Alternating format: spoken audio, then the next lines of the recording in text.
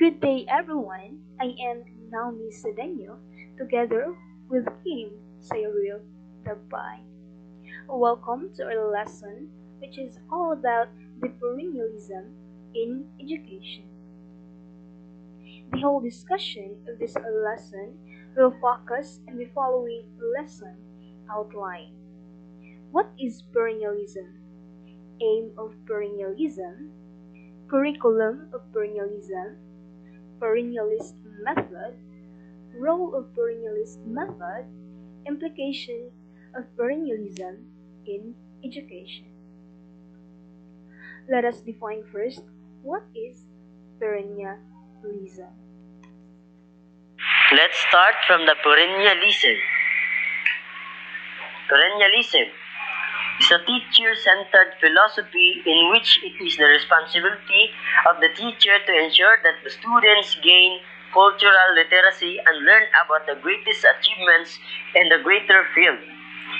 So to clarify, perennialists suggest that the focus of education should be ideas that have lasted for centuries, believing the ideas as relevant and meaningful today.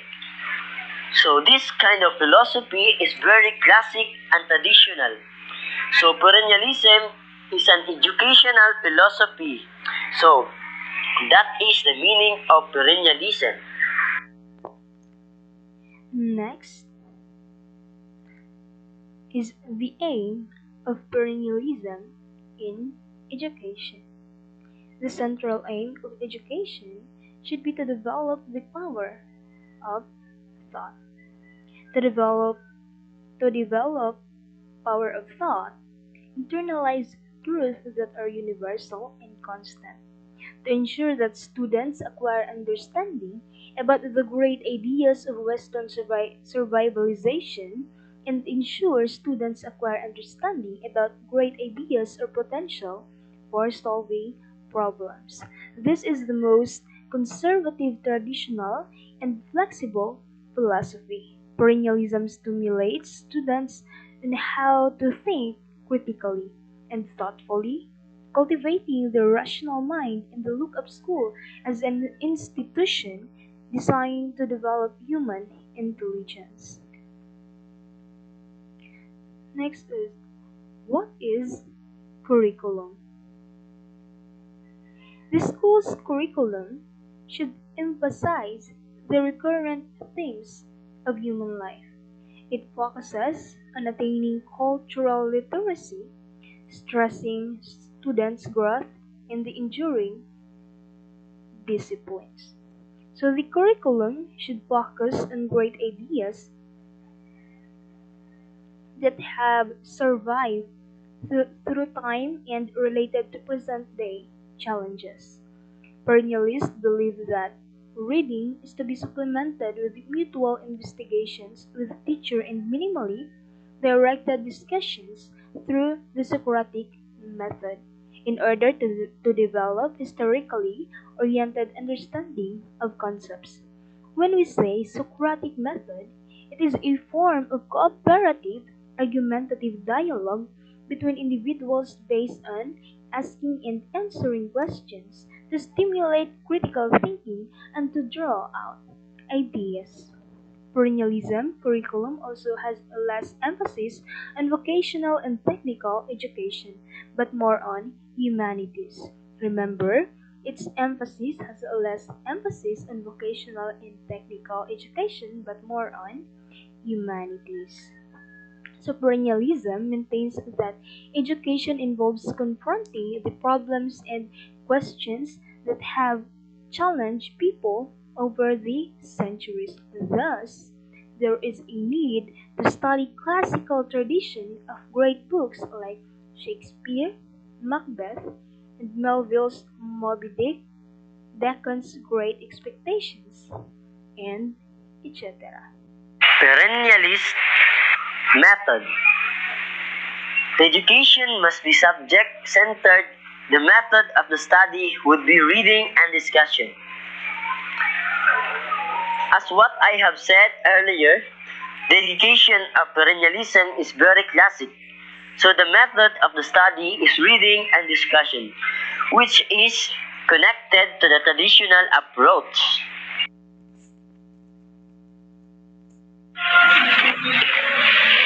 Role of perennialist teacher. The teacher must be a master of discipline. The teacher has the authority and expertise not to be questioned.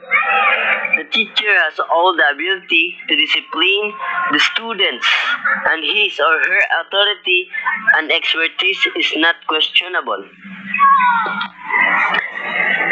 How does classroom perennialist look like? So the classroom is teacher-centered. The teacher are not concerned about students' interests or experiences. The classroom of perennialists. Orderly rows. Neat and clean room. Rows. Strict but without mercy or grace. Perennialist classroom aims to be closely organized and well-disciplined environment. A lifelong quiz for the truth. For example, reading, writing, speaking, and listening are emphasized in the early grades to prepare students in later grades to study literature, philosophy, mathematics, which is the basic MDAS, the multiplication, division, addition, and subtraction. The student of perennialist, active thinker and learner, passive listener. So the student of this type of education is a passive listener. They're listening without reacting, allowing someone to speak without interrupting. So if there is someone who is sharing his or her ideas, or the teacher is speaking, they are paying attention. As you can see on the screen, these are the diagram of a teacher-centered philosophy that transfers knowledge from generation of teachers to the next. The diagram shows that perennialism is at the center of all areas like curriculum, sample activity, role of teacher, goal of student, and so forth and so on. Next is implications of education.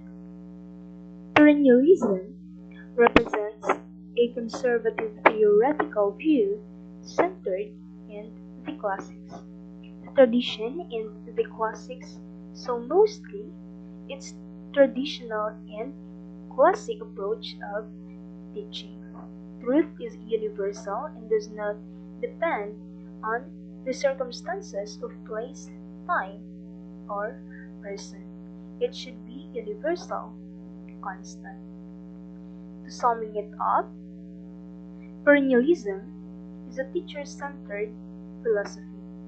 The aim of education is to develop power of thought, internalize truths that are universal and constant, focuses on attaining cultural literacy, stressing students' growth, and enduring disciplines. So perennialist stresses a strong liberal arts curriculum that includes subjects as philosophy, mathematics, history, geography, political science, sociology, theology, languages and literature, physical and life sciences, fine arts, and humanities. That would be all, and thank you, and God bless.